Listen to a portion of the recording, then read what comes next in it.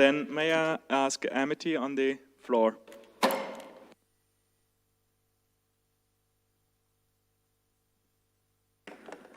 Okay, good morning, everybody. Okay, I'm Amity. I'm a postdoc at the University of Calgary. And today I'm going to talk to you about the Association of Specialist Physician Payment Model with visit frequency, quality, and cost of care for people with chronic diseases. Okay, so just a quick overview of the whole presentation. This is a study of a salary-based payment reform in Alberta, Canada, to understand sort of more in general about specialist payment specifically and how the specialists respond to payment models, because generally a lot of the literature is in primary care, and then more specifically thinking about how physicians respond when taking care of patients with chronic diseases. We had a cohort of about 112,000 adults with diabetes or chronic kidney disease with a new outpatient visit to over 500 nephrologists, internal medicine, and diabetes specialists in about 3.5-year period. Patients, in general, patients seen by salary-based and fee-for-service specialists were pretty different in observed baseline characteristics, so we did propensity score matching. And then when we compared similar patients, the salary-based model was associated with fewer follow-up visits and higher costs, and there were pretty low quality in both payment models.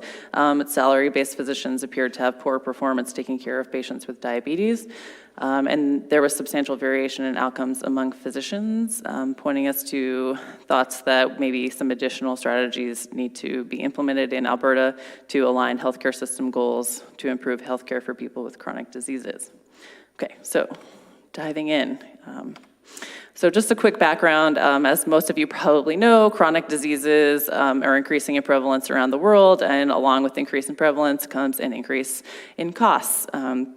And while there are effective treatments for these chronic diseases, only about half of eligible patients receive them, and physician payment has been identified as a barrier to implementing quality chronic disease interventions. So this is my fancy logo of agency theory, which is illustrating that the healthcare organization is like paying a physician in a way to intend to align the goals of the healthcare organization with the physician's actions. In Canada, the fee-for-service is the dominant payment model. In Alberta specifically, it's 86% of physicians are paid a fee-for-service model. So our thought, not just my thought, other people's thoughts are fee-for-service really might not be the best way to pay physicians when taking care of chronic disease patients because they need a team-based continuity of care, which fee-for-service really doesn't support.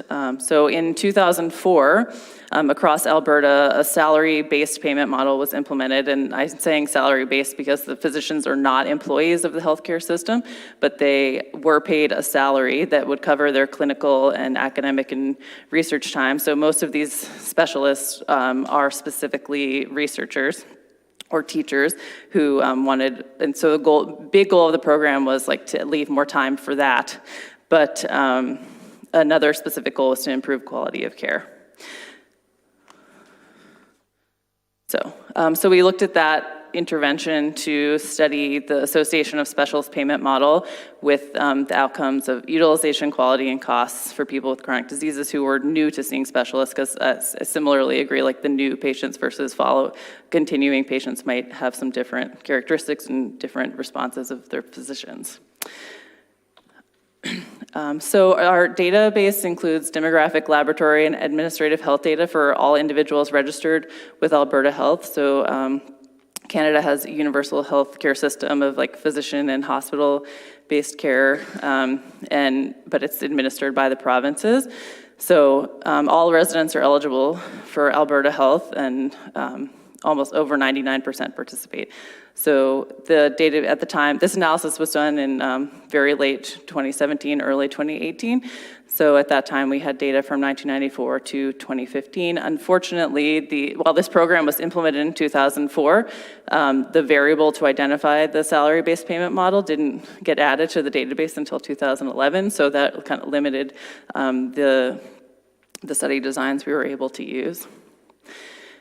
So we looked for a cohort of newly referred adults with pre-existing diabetes and non-dialysis CKD, and though I realized I didn't put the number here, we found about 112,000 people. And we included patients with both diabetes and kidney disease because it represents a large portion of people with chronic diseases. They frequently co-occur and they share common risk factors and treatment guidelines.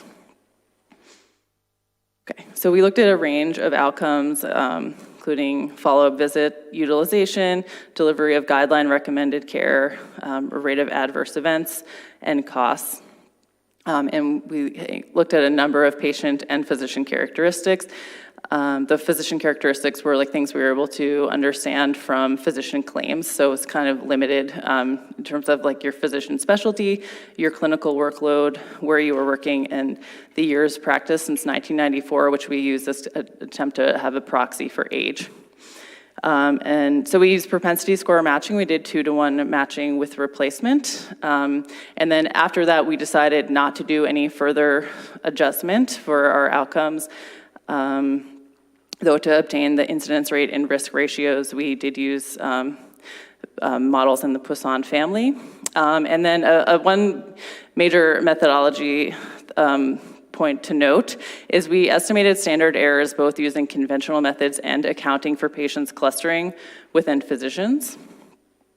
And then we addressed multiple comparisons using the Benjamin-Hochberg procedure. Okay, so you can see, this is the unmatched cohort, so you can see the standardized difference of above 10 would indicate, 10% would indicate imbalance. So we see there's age, there are people seeing, ARP is the name for the salary-based program, so on some of my slides I refer to it as that. It stands for the Academic Relationship Program. While the age is similar, they're more likely to be female, more likely to have kidney disease and more advanced kidney disease, and greater than 5 comorbidities. And then I'm not showing differences among physicians here, but there were also substantial differences between salary-based and fee-for-service physicians. The salary-based physicians were more likely to be nephrologists or kidney specialists and have a lower clinical workload, which makes sense considering these were more academic-based physicians. And then there were about 2/3 fee-for-service physicians, 1/3 salary-based physicians, and only 15 of the 542 switched between payment models during the study period. Okay.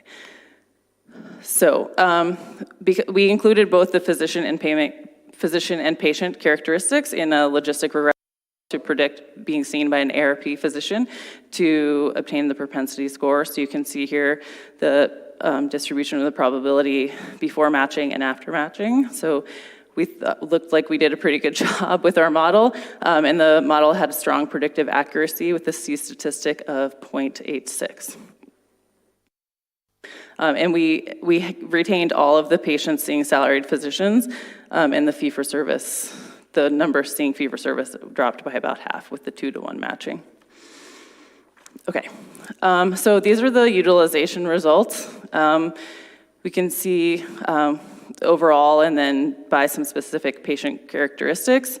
In red are that might put patients at higher risk of adverse events, and the green at the bottom is were the lower risk of adverse events.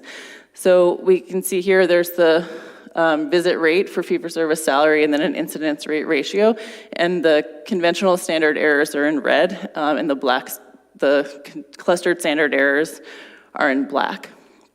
So across the board, fee-for-service, not surprisingly, saw patients for a higher visit rate than the salary-based physicians, and overall, for the overall visit rate, the incidence rate ratio was 0.88, representing a 12% reduction in visits, which in the Alberta context is about 12,000 fewer visits per year. So almost all of these were significant when we used conventional standard errors, but when we used clustered standard errors, none of them were significant anymore.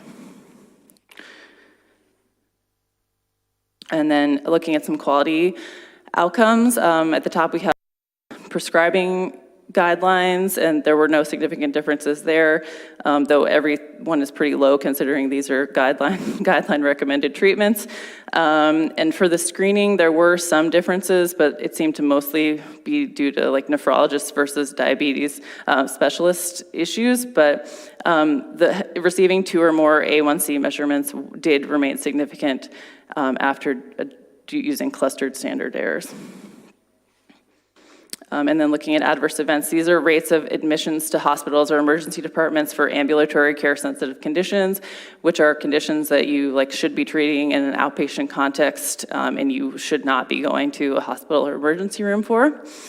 So there wasn't any significant differences for CKD specific conditions for people with kidney disease, but there were significant differences for the diabetes specific conditions for diabetes patients, and resulting in about a 23% increase in the rate of visits to emergency departments and hospitals for these conditions for people with diabetes who are seeing the salary-based conditions.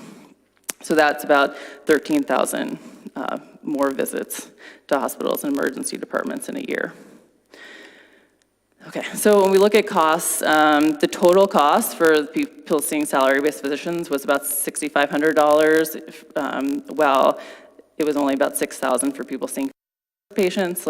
Considering the rate of outpatient visits was lower to salary-based physicians, that cost was lower in the blue in the front, and then prescribing and imaging were lower, but everything else was higher. And these are costs we thought might most likely, theoretically, would be under the control of a specialist. So this isn't all hospital admissions, it's those hospital admissions for ACSCs and things like that. So just a quick summary of results. The patients seeing these physicians were different. The patients seeing salary-based physicians appeared sicker than when we did compare similar patients. Fee-for-service had higher follow-up visits, but it was no longer significant when we took physician clustering into account.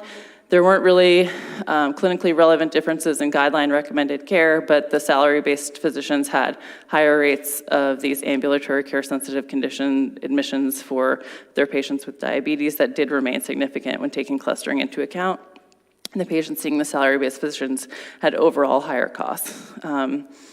Though one question we had still in this analysis is what's the right way to be measuring the salary-based physician costs? We use shadow billing estimates. We did try to do a sensitivity analysis where we got the salary amounts from the office that manages this program, where we found it was much less of a cost for the salary-based outpatient visits, but it still resulted in higher total costs. So, of course, we have to consider limitations. I think we might have some limited generalizability outside of these specialties and outside of Alberta. It's possible there might be still some unmeasured differences in our match sample despite our propensity score matching. And there are some differences between the salary-based and the fee-for-service specialists. The salary-based physicians were able, at least initially, to select that payment model. So, there might be some differences among these physicians that we aren't able to capture in our data that might be able to explain some of the differences in care patterns. And then again, we have some questions about the way we're estimating our costs. So some implications of these results is this study suggests that the Alberta physician payment reform did not meet its goals of improving quality of care, and it may have actually had the unintended consequences of reducing quality for patients with diabetes and increasing spending. I do think it's important to note that the salary-based specialists were seeing sicker patients, which does point to the relevance of this payment model for chronic disease management, though if they're doing a worse job, that's also a concern. And then so we saw so many differences in our results when we looked at the clustered standard errors. So we have a lot of questions about what can explain this variation among the physicians, and are currently working on some qualitative research and working on obtaining more details about the physicians, including gender and age, and I think source of if you were foreign-born or Canadian-born. That's about all we can get, but maybe we can learn some more from them about that. And then just in general, I think improving quality of care for these patients might require some additional strategies beyond just a salary-based payment. Maybe some other payment models could be attempted, though there's always challenges for paying for chronic disease care. But Canada has actually very limited quality measurement. And so there's some attempts now of developing quality frameworks and some other accountability frameworks like audit and feedback models. And I think we'll see if those help improve care for these patients as well. So thank you.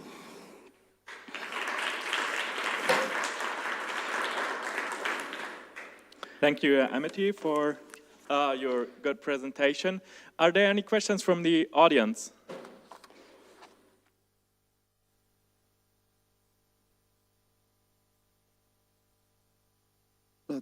Thanks for the excellent presentation. So one question I didn't get is those who were in salaried model, is there something they switched from the fee-for-service to salary, or they started out as a new practicing physician? Because you didn't show anything about the covariate balancing. It would be useful to show how these, only the propensity score matching that you showed, after matching it looks same, but what about the covariate? So would you adjust for the covariate? We did include the physician characteristics they were included in the propensity score model. So it did adjust for the physician characteristics. A lot of them were, so there were only 15 that switched payment model of 542 during the study period. So yes, they were mostly the new physicians that were just able to come in and choose. So that was another difference between them, was like they tended to be younger. The salary physicians tended to be younger than the fee-for-service physicians because they were new physicians who were coming in and choosing that model. Yeah.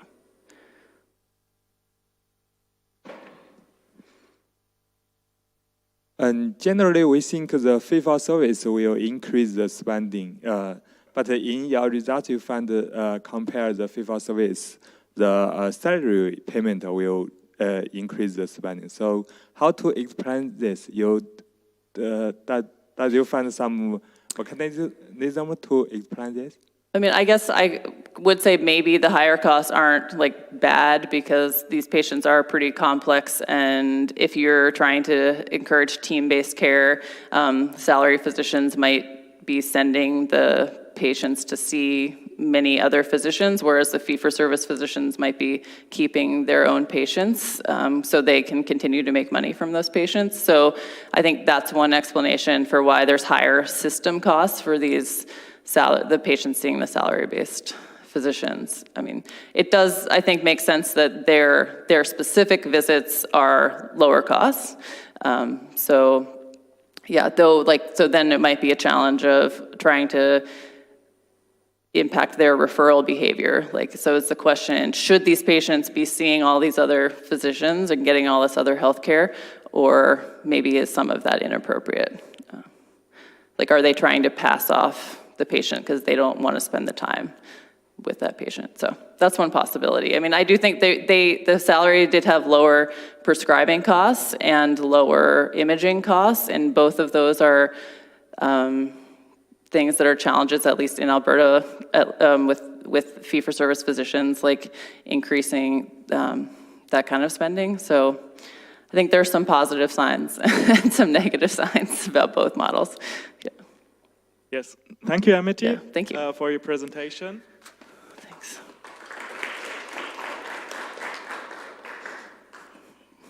So now Marcus will have the floor.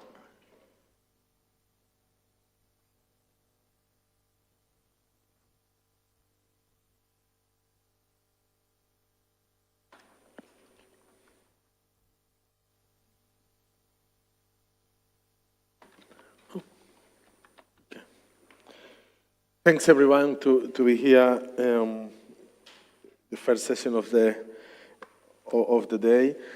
Sorry, I realize I don't have the very first slide. Don't know why. Okay, my name is Marcos Vera-Hernandez, and this is a paper joined with Paul Lesmes which is now based in Colombia. He used to be my PhD student. And so the idea of this paper is to try to answer two questions that are raised in the principal-agent relationships and often in sort of doctor-patient relationships. One is, how should tasks be split among agents? And the other one is, how do monetary incentives in one task affect the performance in another task? So it's questions about task and multitasking.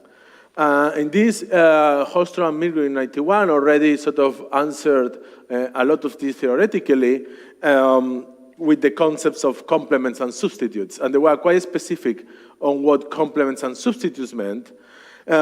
Complements was that a marginal cost of effort of increase of task 1 decreases if the effort exerted decreases with the effort exerted in task 2, while with substitutes is the contrary. So if I increase more effort in one task, the marginal cost of effort in the other task increases.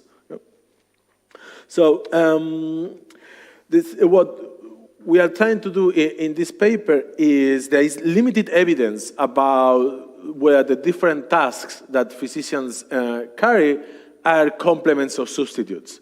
And we think one of the reasons for that is because sort of the ideal data sets and identification conditions that allow you to do that are not that often occur. So what we're going to see is where we can use a particular type of contracts called two-part contracts to try to identify where tasks are complements or substitutes. So in ways, that's like sort of a methodological question. Then we're going to apply this to the quality and outcomes framework, which is a sort of pay-for-performance scheme in primary care in the UK, in which more or less doctors receive 25% of their income through this incentive scheme. And we're going to find that most tasks are complements. So just for you to keep in mind. So because it's going to be so important for the rest of the presentation, I want to put here the example of how are the incentive contracts that this program uses and that and for which sort of the methodological innovation of this paper is geared to. This is a three-part linear contract, but really the first part, it doesn't really matter. So it's this upward sloping and then flat or less slope contract where on the horizontal axis you have how well the physician have achieved, so an achievement measure, and on the left, on the vertical axis, you have money. So, the better you do, the more money the physician gets, but there's a point where either the physician doesn't get more money or gets less money. Okay, at least the slope decreases. That's the important part. So I'm collecting examples in the world where these contracts occur. So if any of you knows about contracts similar to this, then please let me know, because I'm trying to improve the motivation of the paper. So so you see here how something that will come out more often. Why is that when this threshold, in this case 80% for this indicator, which is the percentage of patients on the chronic kidney disease register that have a record on albumin, you see how there is a bunching at the threshold in which the slope changes. So this is the density of the indicator, and there is a very abrupt change. So this will be key for the rest of the presentation. So to understand how we're going to get identification from using these contracts, what we're going to use is, we're going to have a little principal agent model with two tasks, in which there is a task 1 and task 2, so effort in task 1 and effort in task 2, and the physician is paid a lump sum plus an amount that depends on effort in task 1 and an amount that depends on effort on task 2. Then there is a marginal cost function, which is going to be key because it's what it determines where the tasks are complements or substitutes, and especially the cross derivative of the marginal cost function tell us when effort on task 1 increases, what happens with the marginal cost of effort 2. And that tell us where they are complex. So, and then we are going to sort of reduce this cost function to this shape, and this set is like our efficiency parameter. So the higher the set, the smaller the cost, so the most efficient the physician is. So in principle, the physician what is going to do is to maximize its surplus as income minus total costs. And if we just start with a very simple framework in which the income is just a linear function of the effort, then we have the very simple program where the effort is such that marginal cost equals to marginal benefit. And what is more important to us is the cross derivative. So how the marginal benefit of task 2 affect the effort in task 1. So these are the cross-price derivatives, and this crucially depends on the marginal, on the cross derivative of the cost function with the opposite sign. So if these are, remember, if this cross derivative, which tells you where the tasks are complement or substitutes, so then where this is positive, which will be in substitutes, then this cross derivative is positive, for instance, not negative.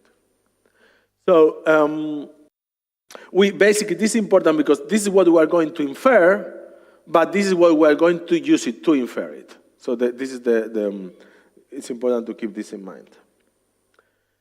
So then that was the simple world, but that's not the world we are looking at specifically. We're looking more at this sort of world where there is this piecewise linear contract. And the importance of this world is that what happens here is that you have this patient, you have this doctor, and here in the horizontal axis you see how efficient this doctor is. So the more efficient doctors will exert more effort. Effort is in the vertical, so that starts to increase. But then it gets to a point where you hit the kink, where you hit the threshold. So then even if you are more efficient, it doesn't compensate for you to exert more effort because the marginal benefit has been reduced dramatically. So those doctors get stuck on that kink. And there is a set of those doctors that get stuck on the this kink, such that then you can describe this set as these are these doctors for which the marginal cost of effort 1 is between the two marginal benefits. And what is going to be key to understand our intuition is that what happens to the marginal cost of effort 1 also depends on your effort 2. Effort 2 matters for the marginal cost of effort 1 because of the cross-partial derivative. So this is going to be sort of key. And so let me anticipate then. Then what happens is that if you are in the middle of this set, if you are in between these two bounds, and there's a small change in effort 2, you're going to still be in the middle of these two bounds. So your effort 1 is not going to change. You're going to be stuck on that kink. So, with a little simulation for you to see what's going on, is that you have here the set, so and the vertical, the effort 1. So there's a set of doctors for which they no matter how efficient they are, they supply the same level of effort because they are stuck in the kink. And these are then, and you see that in the density, so this bunching in the density of the effort levels. So exactly what I said before. So this is the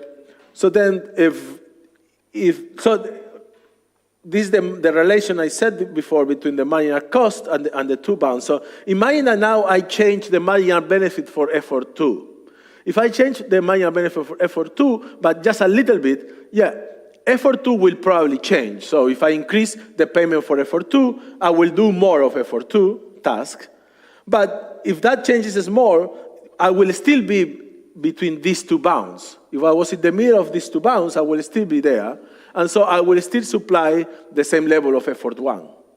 And so then I'm insensitive, that doctor will be insensitive to changes in the marginal benefit of effort 2, which is what we have here with a simulation. These are two different, with two efficient levels, and for same level of, different levels of the marginal of the payment for task 2, you see the more you do of the more you are paid for task 2, the more your effort is, but then you get stuck. There is an area in which you are insensitive. Okay. So then I need to move to the empirical part. But let me, yeah. So I'm going to use this quality outcome framework data, which is 3 years of it. It's important the first 2 years, there was no change in what the doctors receive on the marginal benefit for effort 1 and 2, while in the third year there was a change in a subset of tasks. In a subset of the tasks, what doctors got paid for those tasks changed. And I'm not going to bore you with details, but basically, that was a decrease, or that's the way. So that was, in 2011, for a subset of tasks, doctors get paid less. So what's the empirical strategy that we're going to use is, this is what we're going trying to elicit, this price elasticity, cross-price elasticity, but this is a change that happened to the entire country, to the entire program. There is no control, there is no natural control group. All doctors change the contract at the same time. All the marginal offense change at the same time. So then, our strategy is to see, okay, those doctors that were a bunch in that king, those doctors, as I said, that they were insensitive to the changes. So these are going to be like the control group. And doctors that are not in that band, that are not stuck in that kink, are going to be normal doctors that react to the changes in prices. And so this then allows us to think of a difference in difference strategy. So to put it here, if I don't get stuck, so in mind we have two doctors, A and B, and in blue you have the year 0, in red you have year 1. Okay? And so from year 0 to year 1, what you get paid for effort 2 decreases. So then all doctors do less of effort 2. So if you do less of effort 2, then depending on where the tasks are complements or substitutes, you will do more or less of effort 1. In this case, I'm having a picture with complement tasks. So if you do less of effort 2, you also do less of effort 1. But the doctor that was in the kink, he's stuck. He doesn't move. So that's our control group. Then we do a difference in difference regression. But before being able to do this difference in different regression, we have to identify in what indicators of quality of pay for performance there is bunching. Yeah? And we have a set of all of them. So these are some examples. In most of them there is bunching, although there are some that they are not. But in like 20% of them there is bunching. Then we do run the difference in difference regression, and we find that that all the signs are negative, except in one case, meaning that they are complements, because what you get paid for effort 2 decreased, so then what you do for effort 1, also the effort for effort 1 decreased, so then it means that the tasks are complements. And to give you an indicator of what's going on, so there was a decrease in a set of indicators related to diabetes, but this, what doctors got paid for these indicators did not change. So this, the effort in these indicators went down, even if the doctors didn't get, their marginal benefit for these indicators did not change. But there were other changes to diabetic patients that meant that diabetic patients then were more sort of less profitable, and so then that affected other indicators, even if the payment for these indicators did not change. And so I think I'm running out of time, but basically the idea was trying to do a methodological contribution on using the two-part contracts that produce bunching to estimate cross-price elasticities and basically then consequences for multitasking. For a variety of tasks, we find that there are complements. So, which means that that if you pay more for one task, you get more of other tasks, even without increasing the payment for those tasks.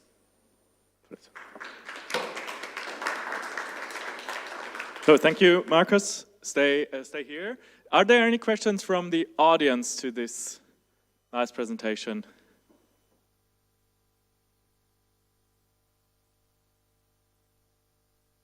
Hey, thank you very much. My name is Sisir Sharma. I'm from Canada, and there is a preventive cancer screening in Ontario that's kind of very similar. So Piecewise three-part contract. So it might be kind of useful. I can just talk. Yeah, absolutely. Regarding the setup of the model and the results, you only looked at the this group of these quality-based indicators, but we didn't look at all this what I call is non-incentivized services, because doctors do way more than these quality-based procedures, right? So, did you look at the instead of the tasks within these quality-based procedures, the procedures outside of those incentivized, called non-incentivized services? So, is it substitute? That's kind of I don't know. So my data only have the indicators that you are paid for. So from that point of view, I couldn't see the other, like for instance, acute care visits. I don't observe those. And everything I observe is related to management of chronic diseases. So that's a big, that's a big thing to have into account when interpreting the results. But they are all paid. But what I'm still seeing what happens when when some of these tasks are paid less. So, but yeah, they are all paid in a way. Another question from the audience? So I have one more. So from a policy perspective, would you then suggest to get rid of all these kinks? How would you design it?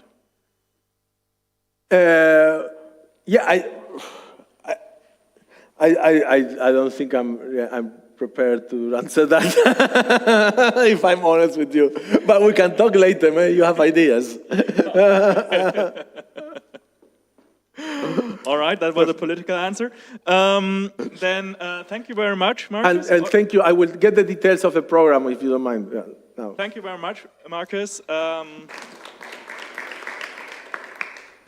So we come now to the last presentation.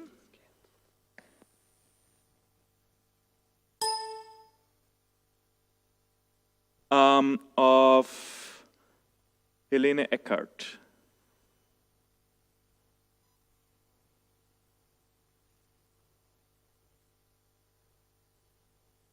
Helene, the floor is yours. Some technical issues persist, but they will be solved in a second.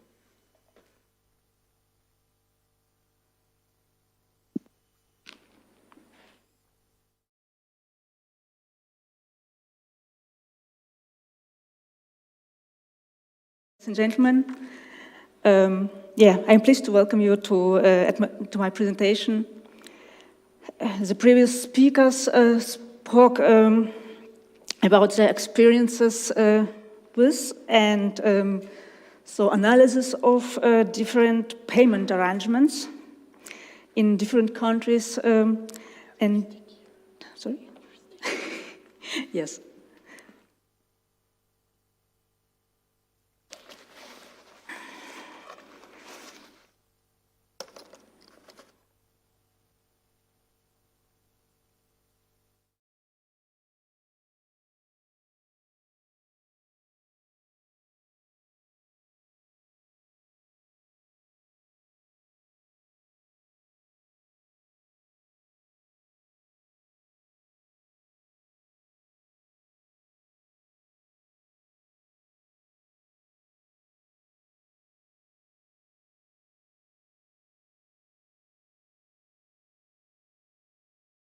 To summarize experiences from different countries and with, I'm going to summarize experiences with pay for performance from different countries in the last 20 years. But first I'd like to specify concepts we used in the current review of reviews. We found that the term pay for performance is quite unspecific. In contrast, the term pay for quality, or short P4Q, highlights the purpose of the payments made conditional on the measured quality of care. Therefore, we used this term in our work, and I'll use it during the presentation. So we used in this work this framework, which was by our department, and it consists of different theories. But from this 5 levels we use in our so we use in this work only the 4 levels. So in the current work we assessed effectiveness, responsiveness, and safety of identified pay for quality programs in terms of the 3 healthcare needs. 3 because we didn't identify reviews which analyzed palliative care. We evaluated programs with regard to processes of care, health outcomes, and structures. And we focused on programs for provider organizations and professionals. The review was guided by 4 research questions. However, the main objective of this review of reviews was to summarize and compare results concerning the effectiveness, safety, responsiveness, and cost effectiveness of pay for quality programs in various settings. So here and after, I'm going to present the results of effectiveness and cost effectiveness evaluation of P4Q programs. Additionally, I will pick up some results from the 3rd question and present them in the discussion part. We performed this review of reviews between 2016 and 2017. We first published the protocol with the methods on the Prosperity database.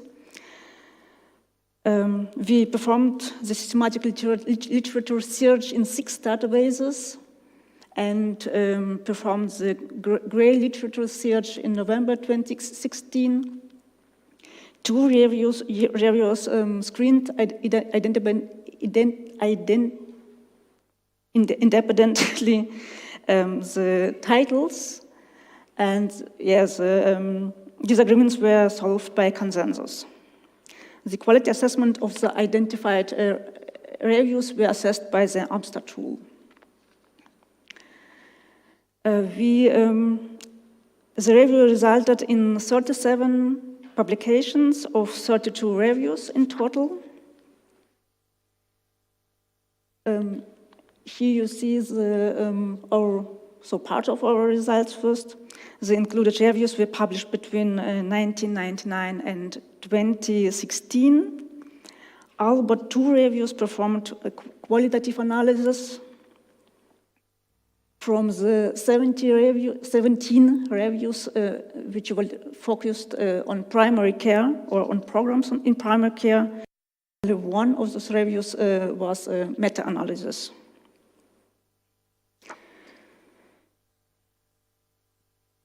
Eleven reviews evaluated programs in both primary and hospital care, and 1 of those reviews was a meta-analysis and meta-regression. Only 3 reviews focused on hospital care. 1 further review evaluated exclusively responsiveness of the quality and outcomes framework. The review is not in this table included. All reviews, so all 32 reviews identified more than 400 original studies from different countries. 18 reviews focused only on the United Kingdom and the United States, and 13 reviews evaluated also studies and programs from other countries, but only a few of those, studies focused on European countries. Now I'm going to present the results of our review. The reviews included in our work found in total more studies in chronic care than in preventive care. There were no studies identified in palliative care. Most programs in the identified studies incentivized improvements of processes of care. The results in the studies varied according to its quality. The lower quality studies found large positive effects, while the better designed studies like RCTs found no effect or only small positive effects.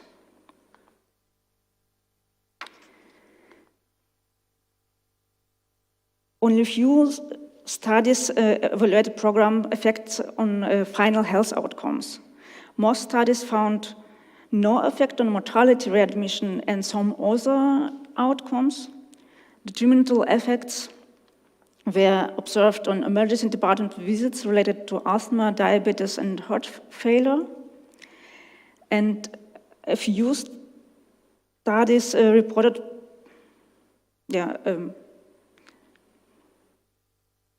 a few studies reported positive effects on diabetes-related hospitalization and long-term complications, overall reduced emergency department visits, depression treatment response, and on neonatal intensive care unit admissions. Positive effects on processes and health outcomes were often reported only in the short term. In the long term, the effects were not observable. So, in hospital care, only 30 studies were identified in total. Here is the same, so like with chronic care, the small positive effects were observed only in the short term, and in the long term, the effects didn't last. This applies to both processes of care and the final health outcomes.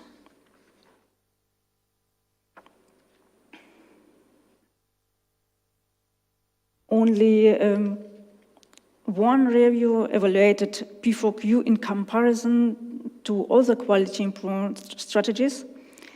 The review authors found that P4Q was less effective than audit and feedback in reducing test ordering. There were also only one review which evaluated cost effectiveness of pay for quality initiatives. And although the results of cost effectiveness evaluations were positive, no conclusions can be made on actual cost effectiveness of P4Q programs, since the studies were mostly of low quality.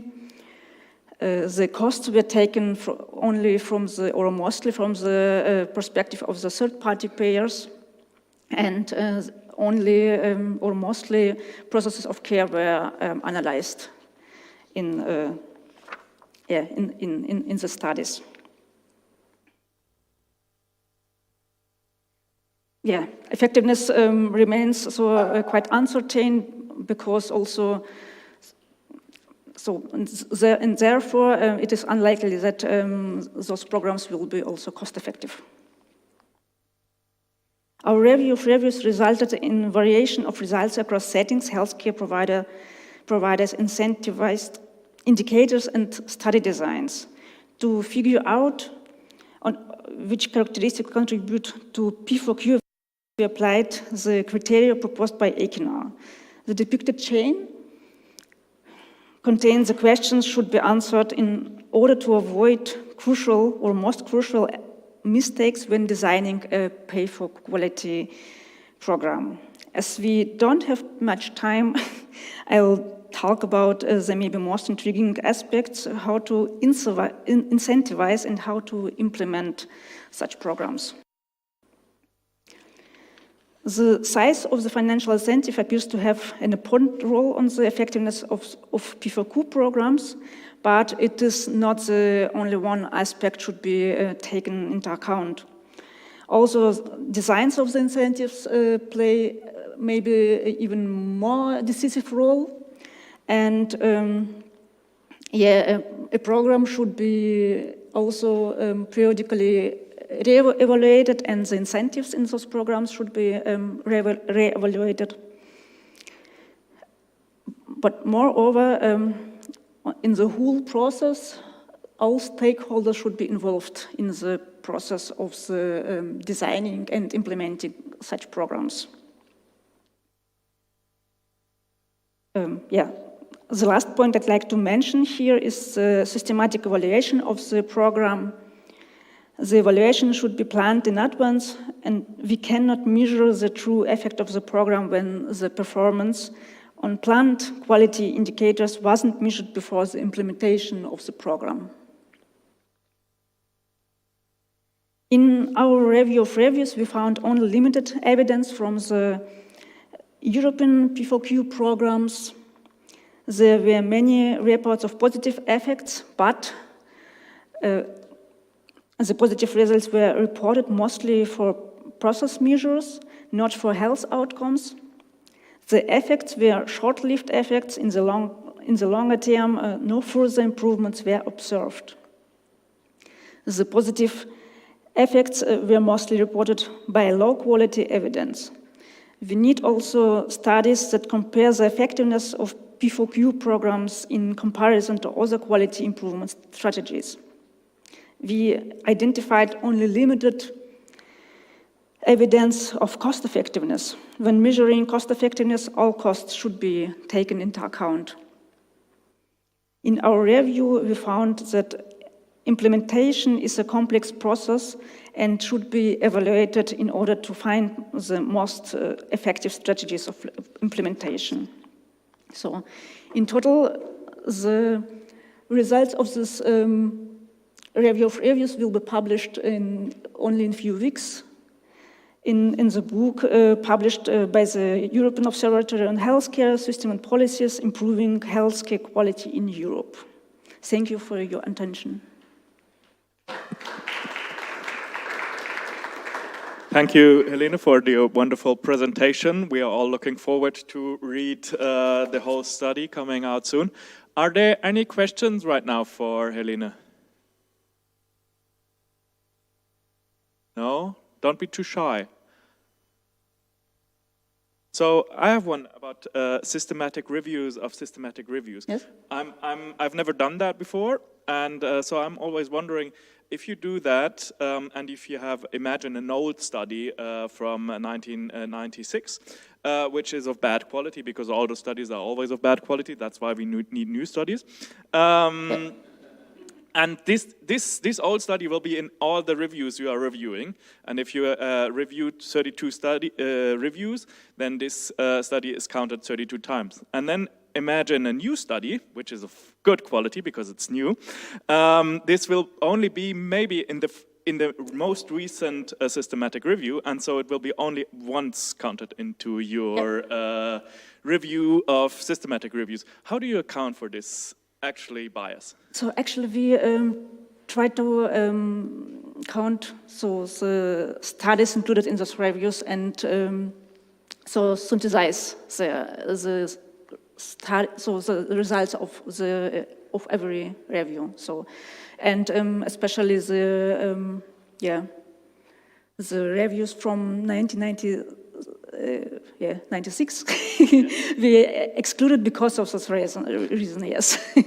Because studies included in those reviews were also included, of course, in most recent reviews. Okay, so you disaggregate all the reviews into the single studies and then you exclude them? We disaggregate them on the level of the analysis. Okay. Yeah. Yes, somehow I don't really understand the purpose of your study, right? I mean, just think of a health service. I mean, usually, of course, there is a volume, how much is supplied by the provider, but of course there are other outcomes that come with the volume. So that is the quality can have two dimensions or many different dimensions. And it's quite clear when you are contracting in a free environment, you would always have a multidimensional structure when you pay for those services. It's not just the volume, but it would also be the quality. And your approach here is that you think that, well, there should be just one fee for the volume, and adding another dimension to the fee structure is problematic. And I just don't understand, because again, the usual thing would be that you have a very complicated, multidimensional fee structure, and that you should try what you can do with that. But to have this approach, again, I really don't understand what that is all about. I'm sorry, could you repeat your question, please? No, I won't repeat the question. Just, sorry. Okay. Yes, again, I think first there is the volume as one outcome of a service, and there will be other dimensions.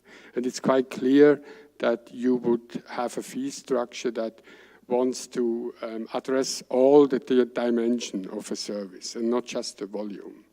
For that reason, I don't really understand the purpose of this study. Maybe you can comment on that too. We wanted to analyze which aspects are taken into account in pay for quality initiatives in total, and to systemize which aspects could influence also future initiatives. Okay, so we have 5 minutes left before the break, and I want to give the floor free for questions for any of the presenters. Are there any more questions for the presenters? Also for Sandra, for Helena, for Amity, or for Marcus? Yes.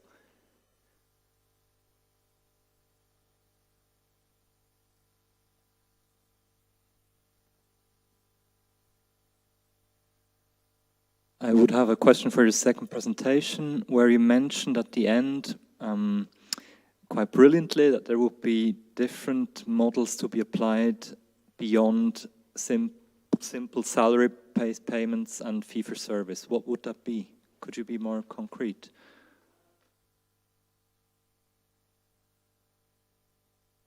Personal favorite are bundled payment models, but I think they have a lot of challenges in chronic disease care. Like, would you pay for a whole entire year of care? And then that starts looking a lot like a capitated model, which is like not, I think there are examples of specialists being paid capitated models, but it's much less common for specialists. So I don't know, I think maybe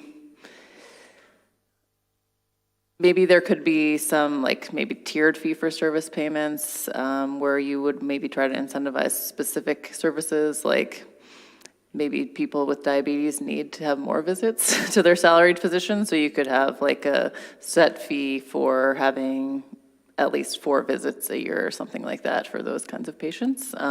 So maybe they're in other provinces in Canada, as you may know, there's there's much more diverse payment models for specialists. In Alberta, we like just have the salary and just have fee-for-service. So maybe just combining fee-for-service, a salary payment, and maybe some sort of incentive payments. Do you have some thoughts on that? I'm actually doing a lot on the primary care side in Ontario, looking at the billings data, all the ISS health administrative data. So one sort of the conceptual issue in your paper is you're looking at the bunch of these indicators and you're attributing this to specialists, which is problematic because some of these procedures actually is more relevant in the primary care settings. Physicians, for example, some of these test procedures you talked about, these are good quality indicators, process measures of care for the primary care physicians. So it actually is not the specialists, who are the primary care is some, I'm actually working with some clinicians as well. So what they're saying is that there is some sort of the network, sort of the thing. So depending on who the primary care doctor is, what kind of stuff they do, versus the specialists. Specialists maybe do some few procedures, but they can send it back to the primary care if it's kind of regular, let's say monitoring of the diabetes or diabetes-related complications. So some of those stuff you basically ignore the primary care physician side. So maybe worthwhile to look into the contributions of the link between the primary care physician quality of care, and it's a link to how the specialists are doing. So I don't know what the best way to do, but I'm kind of thinking that ignoring the primary care physician side may be not the best way to evaluate the performance of the specialists. So. All right. Do you want to answer that or comment? I agree that for chronic disease patients, the primary care setting is a super important role, but all these patients were newly referred to the specialist, which I think would indicate they need a new level of care in some way. So I do think understanding how the specialists are behaving is definitely important in terms of understanding all of the patient's care. But yeah, I wouldn't want to ignore the primary care setting as well. At this stage, we hadn't identified who was the physician who prescribed a drug or ordered a certain test, but I mean, we could do that kind of in-depth analysis to see how that was working. But there also aren't payment structures that are facilitating the communication between specialists and primary care, so adding those kinds of payments in could really benefit. In some other work that I did, the salary physicians had more communication with primary care than the fee-for-service payment models. That, right? So because most of that's in Ontario. For example, my primary care physician ordered a blood test, and if I go to a specialist can pull out my record and can see, okay, what their tests are. So, maybe if it's already ordered by a primary care physician, so there's no need for the specialist to order again, and then they only follow up what the next level of procedures to be done or tests to be ordered. Just implementing a unified electronic medical record in Alberta. So hopefully that kind of system could be in place. But at this point, yeah, it's not that easy to see that. But yeah, I mean, I think the question of should the patient be seen by a specialist is another question to ask as well. All right, thank you very much. I thank the whole audience. I thank the speakers who were excellent, and I would like that you make another applause for the speakers, and then I wish you a nice break and a good start into the iHEA.